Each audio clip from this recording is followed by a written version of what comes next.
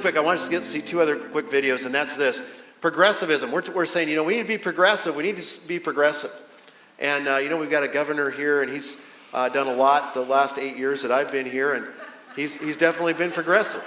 And he's committed to that. Mm-hmm. And my question is what is this progressivism that is so important, so committed to? Just watch this. But we can get out there, reach out, make the case. And for one thing, don't ever shy away from our progressive values. One person's socialism is another person's neighborliness. Okay. Neighborliness. All right. So our governor said never back down from your progressiveness. What is the progressive things that he's talking about? Let's decode this for just a second. Gender fluidity, globalism versus nationalism. We've got all kinds of different gender-neutral identities, education. It's all about moving past a Judeo-Christian worldview into something that's so much more progressive. It's everything anti-God. Remember, if we went back to the World Economic Forum 2030 goals, one of them is the collapse of Western values.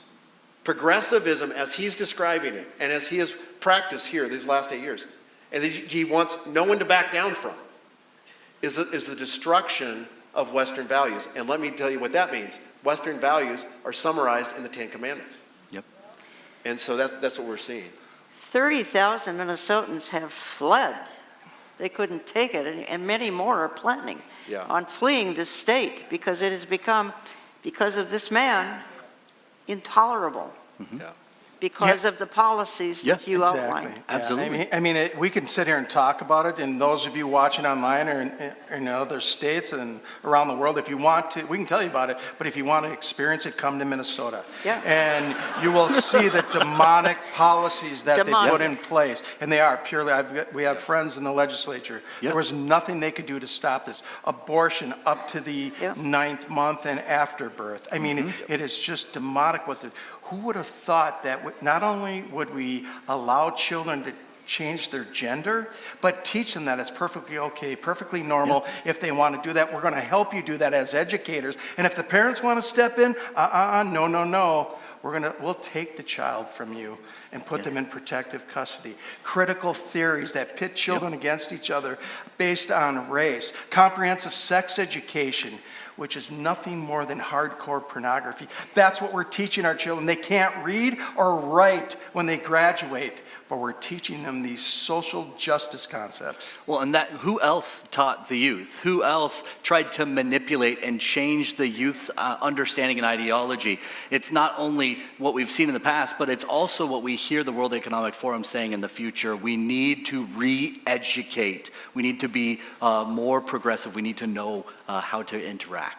Be more progressive, destroy society, more lawlessness. That's what we need. Mm-hmm. In fact, the mayor here in our city, and this is really important for all of you in the rest of the country, because Mayor Fry is probably going to have a greater role in U.S. policy in the days ahead. And he's talking about violence and how it's been a couple of difficult weeks here. But he's got a solution. He's got liberal mindset solution to fixing the problem of violence. Listen to this. These last couple weeks were bad. And so we've been trying a number of different tactics. One of them that I literally just heard on my way over here was a great tool to de-escalate is bubbles, literally bubbles. Now I haven't seen this yet, and so I was going to get a video of how they do it tonight, but apparently if you got a whole bunch of people that are looking to cause trouble, if you put bubbles out there, it's really hard to look tough when you got bubbles floating around. We're talking about like a kid's birthday party bubble machine. But you're thinking I'm joking. I'm actually not. It's a bubble machine. And the people that are looking to cause trouble decide, I can't look tough and be around these bubbles. And so they disperse. It de-escalates the situation. And the people that aren't looking to cause trouble love bubbles. Well, I'm ready to do it here, guys. I feel so calm. Listen, our church is so concerned about the violence here. We are willing to get every police officer their own bubble gun. And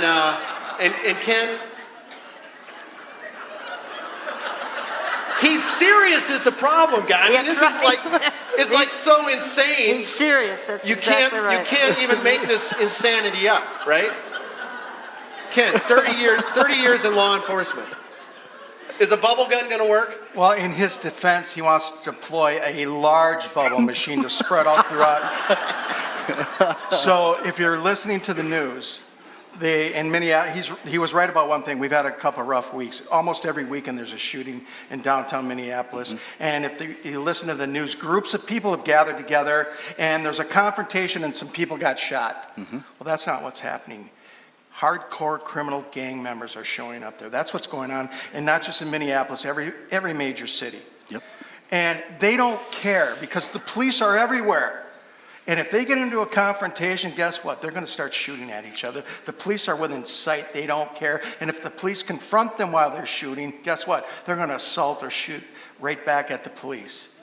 So I'm very confident that deploying a large bubble machine down there will not solve this problem.